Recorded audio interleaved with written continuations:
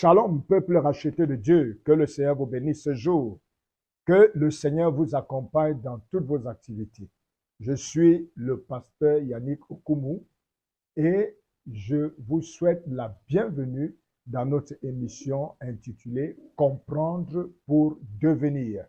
Aujourd'hui, nous allons aborder un thème important, un thème que j'ai intitulé Comprendre la protection divine. Oui, comprendre la protection divine.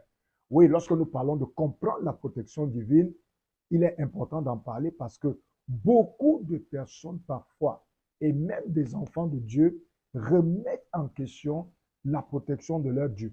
Raison étant qu'il y a certaines choses qui leur arrivent. Parfois, ils font face à certains acharnements sataniques à tel point qu'ils se demandent que où est Dieu? Pourquoi malgré parfois les prières que j'ai élevées, je suis toujours victime d'autant d'acharnements? Je suis toujours victime d'autant de mauvaises choses qui m'arrivent. Et bien aimé, c'est pour cela que beaucoup de personnes remettent en question la protection de Dieu.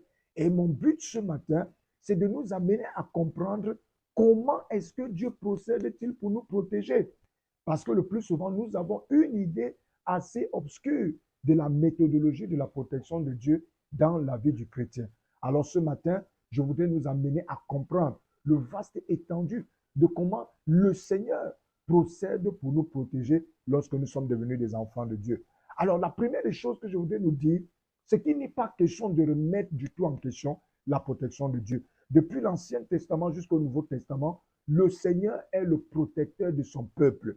Le Seigneur protège tous ceux-là qui ont fait une alliance avec lui. Dans l'Ancien Testament, il est clairement dit que l'ange de l'Éternel campe autour de ceux qui le craignent, dans le but de les détourner de tout mauvais, de tout danger. Il continue en disant que les montagnes entourent Jérusalem, de même l'Éternel entoure son peuple. Il n'est pas question de remettre en question la protection de Dieu. Et la Bible dit dans le Nouveau Testament, Jésus a dit ceci avec assurance, je serai avec vous tous les jours de votre vie jusqu'à la fin du monde.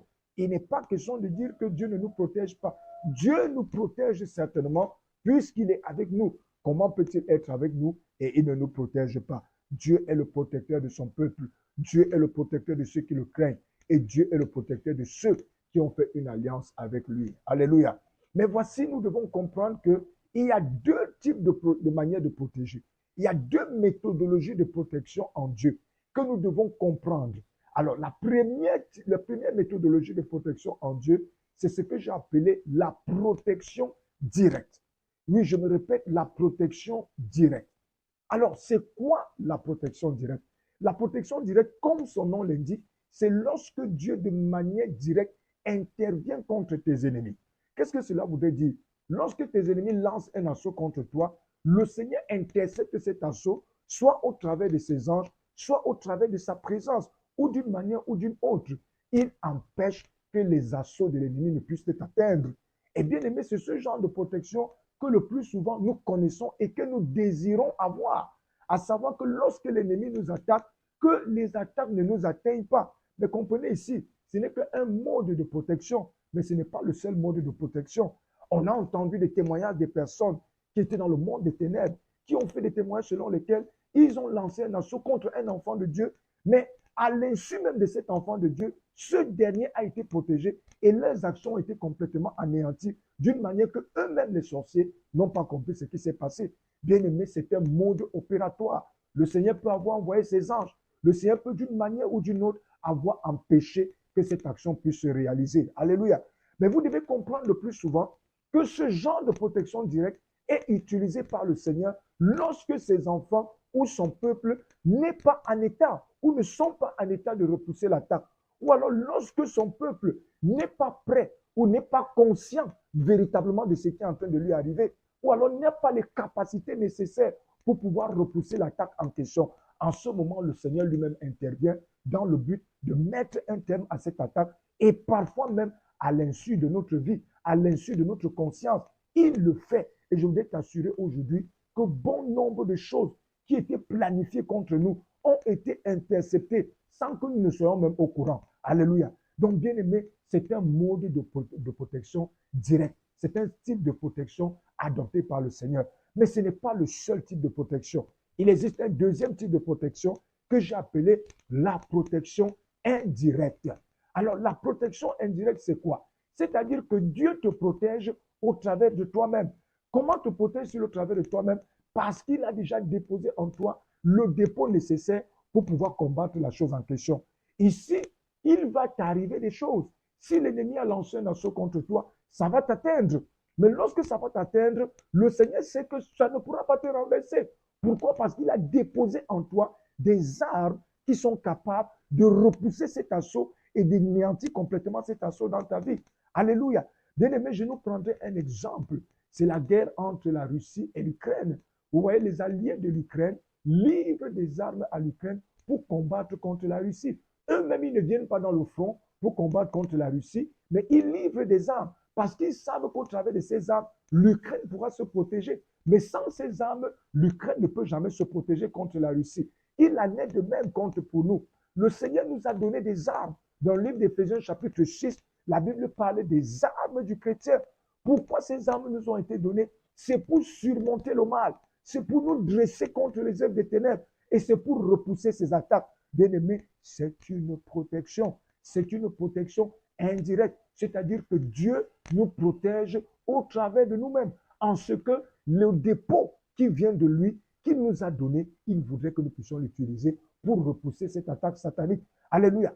Le plus souvent, les attaques, le mode opératoire indirect de la protection de Dieu intervient lorsque le Seigneur sait que nous sommes en état de nous défendre. Qu'est-ce que je voudrais dire? Je voudrais te dire à toi qui m'écoutes aujourd'hui, si tu fais face aux assauts de Satan, cela voudrait tout simplement dire que tu as en toi la capacité de te défendre. Si tu fais face aux assauts de Satan, c'est parce que Dieu sait qu'en toi habite, par exemple, le bouclier de la foi au travers duquel tu peux éteindre ces traits enflammés. Peut-être qu'il est en train de tirer, charger des traits enflammés contre toi. Il tire les maladies, il tire la pauvreté, il tire des problèmes, il tire la stagnation. Il tire même des situations obscures dans ta vie. Mais le Seigneur sait que tu as en toi le bouclier. Tu as tout simplement besoin de le brandir. Et une fois que tu vas le brandir, toutes ces attaques-là seront repoussées et tu seras complètement délivré. Alléluia. Dans le livre de 1 Pierre, la Bible dit que nous devons résister au diable avec une foi ferme. Oui, c'est de notre responsabilité de lui résister. Lorsqu'il lancera des attaques contre nous, nous devons lui résister. Donc, c'est un mode opératoire de Dieu pour notre protection. Qu'est-ce que cela voudrait dire? Cela voudrait tout simplement dire que c'est toujours Dieu qui nous protège. Parce que les moyens par lesquels nous nous défendons, ces moyens, comme je l'ai dit, ça ne vient pas de nous. Ce sont des moyens divins. Et Dieu sait que nous les possédons. Et qu'est-ce qu'il veut? Que nous puissions les employer dans le but de détruire l'action de Satan contre nos vies. Alors, toi qui m'écoutes ce matin, je voudrais t'encourager en te disant que quel que soit ce que tu vois, quelles que soient les choses qui t'arrivent, tu es à même de repousser cela au nom de Jésus. Fais bon usage du bouclier de la foi. Fais bon usage de l'épée de l'esprit. Fais bon usage de la cuirasse de la justice. Fais bon usage du casque du salut. Fais bon usage de la ceinture de la vérité. Utilise ces armes contre Satan, contre ses assauts. Alors, tu seras protégé et rien de mauvais ne t'arrivera. Alléluia. Toi qui es en train de m'écouter ce matin, alors retiens une chose. Il y a deux types de protection divine. Le premier type de protection, c'est la protection divine, c'est-à-dire directe, c'est-à-dire que Dieu te protège et te préserve contre des choses qui devaient t'arriver parce qu'il sait que tu n'es pas en mesure de le faire. Et le deuxième type de protection, c'est la protection indirecte, c'est-à-dire Dieu te protège au travers de toi, au travers de ce qu'il a déposé en toi, que tu dois tout simplement utiliser pour avoir la vie sauve. Alléluia. Donc, bien-aimé, sois béni. Je lève ma voix ce matin pour prier pour toute personne qui est en train de m'écouter. Père, quelqu'un ce matin est en train de se poser des questions, mais que cette parole qu'il a écoutée le délivre au nom de Jésus. Révèle à chacun de tes enfants quel est le potentiel que tu as déposé en eux, le potentiel qu'ils ont tout simplement besoin d'utiliser, la foi qu'ils ont besoin d'utiliser pour pouvoir résister à cette terrible œuvre satanique, cette attaque de maladie, cette attaque d'oppression, cette attaque de sorcellerie. Oui, donne-leur de pouvoir brandir cette bouclier de la foi au travers duquel les œuvres des ténèbres vont s'éteindre. Père, nous te disons merci, nous te rendons grâce. C'est dans le nom de Jésus que nous avons prié. Amen. Shalom.